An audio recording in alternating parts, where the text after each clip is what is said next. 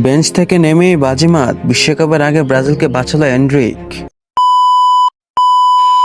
Hello everyone, welcome Itachi's football world. বিশ্বকাপের আগে নিজেদের শেষ প্রস্তুতি ম্যাচে মুখোমুখি হয়েছিল ব্রাজিল এবং মিশর। ম্যাচের শুরুটা দারুণ হয়েছিল ব্রাজিল, মাত্র 60 মিনিটের মাথায় আন্দ্রেস পেরেরার গোলে এগিয়ে যায় ব্রাজিল। কিন্তু এই এগিয়ে যাওয়া বেশিক্ষণ দীর্ঘস্থায়ী হয়নি। ঠিক কিছুক্ষণ পরেই ব্রাজিলের রক্ষণভাগের ভুলের সুযোগ নিয়ে সমতায় ফিরে মিশর। ফার্স্ট হাফ শেষে স্কোর লাইন ব্রাজিল 1 ইজিপ্ট 1। মাঠে ছিল বড় বড় তারকা, কিন্তু ম্যাচের ভাগ্য বদলানোর অপেক্ষা ছিল এক তরুণের। সেকেন্ড হাফের শুরুতেই কোচ সুযোগ দিলেন 19 বছর বয়সী ব্রাজিলিয়ান ওয়ান্ডার কিড এন্ড্রিককে। আর সে মাঠে নেমে প্রমাণ করে দিল যে কেন তাকে ব্রাজিলের ভবিষ্যৎ বলা হয়।